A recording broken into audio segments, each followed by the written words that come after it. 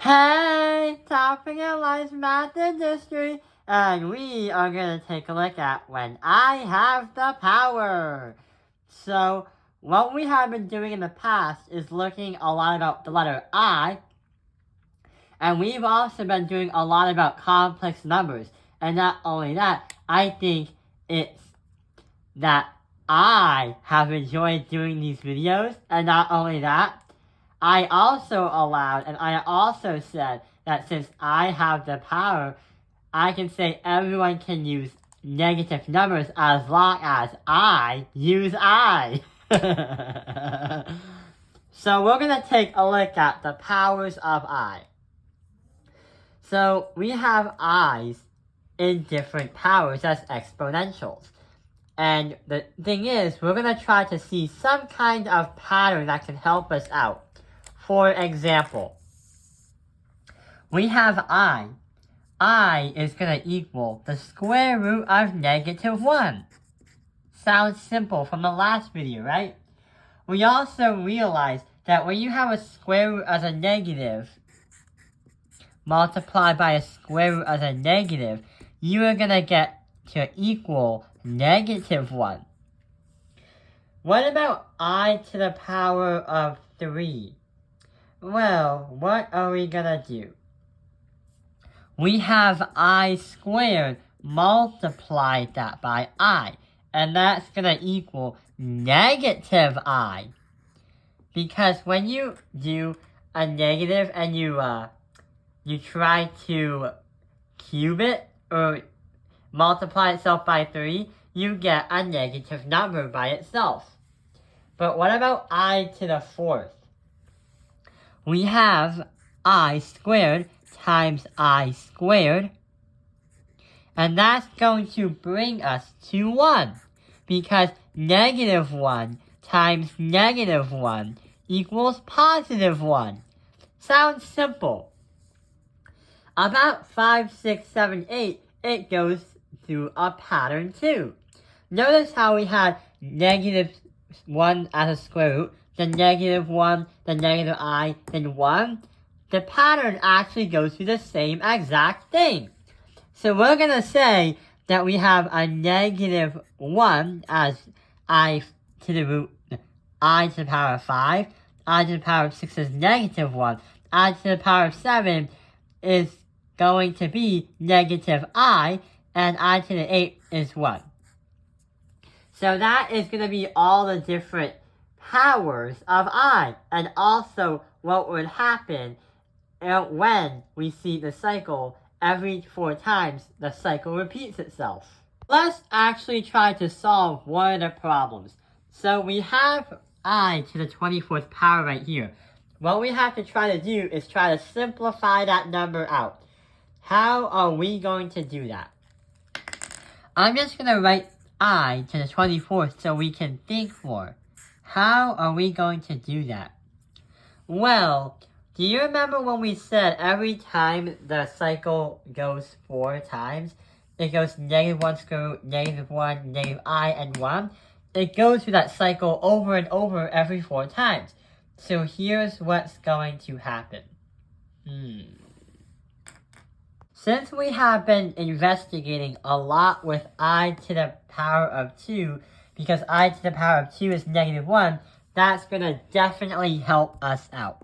So what we're going to do is have I to squared, then 24 divide that by 2 is going to represent 12. So 12 is our new exponent. We have -1 right over there. And not only that, we have to do -1 times the -1 to the power of 12. If the -1, if the 12, or if the exponent was an even number, it's going to stay a positive number.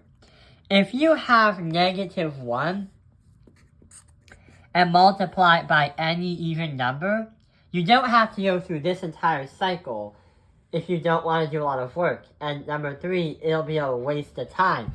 If you see a even integer as an exponent, it's going to bring you to 1 or a positive 1.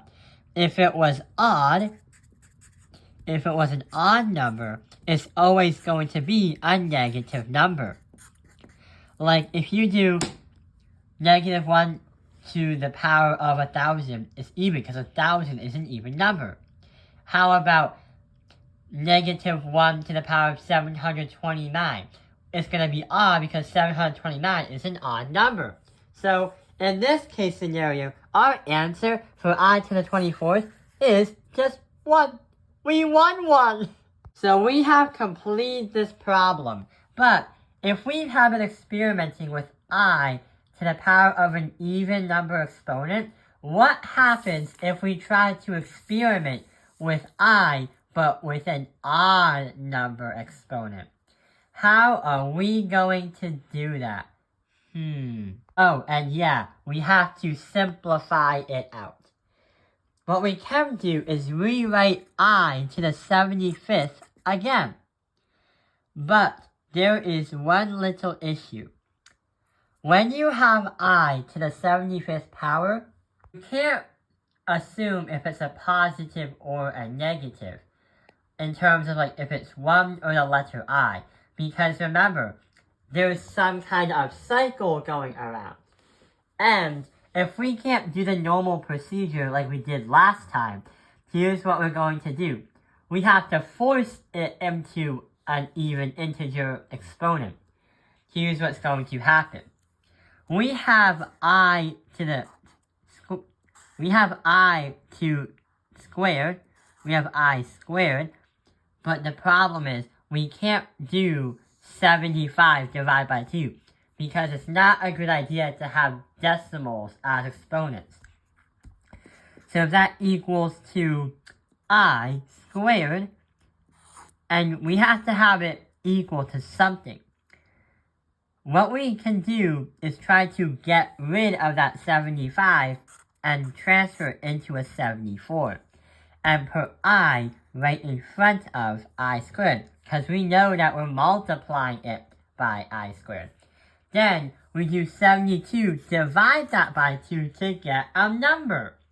So we are going to do 37 as the exponent. Now here comes the easy part. Since we forced the 75 to become an even number by taking and moving it somewhere else, that I squared is going to be negative 1. And not only that, since we have negative 1 to the power of 37, since it's an odd number, it's going to stay as negative 1. But don't forget that I forgot about that letter I. Meaning, our final answer for this one is I to the negative 1. Or the final answer is negative 1i, I meant. So I guess I made a little mistake, which I won't do again. So our final answer is negative 1i. So that's what you do if there's an odd number exponent for the letter I. There's a lot of I's in this video. There's an extra step. I hope this video has helped you understand what happens when I have all the power. Thank you for watching Tao Ping Your Life's Math Industry. Like and subscribe.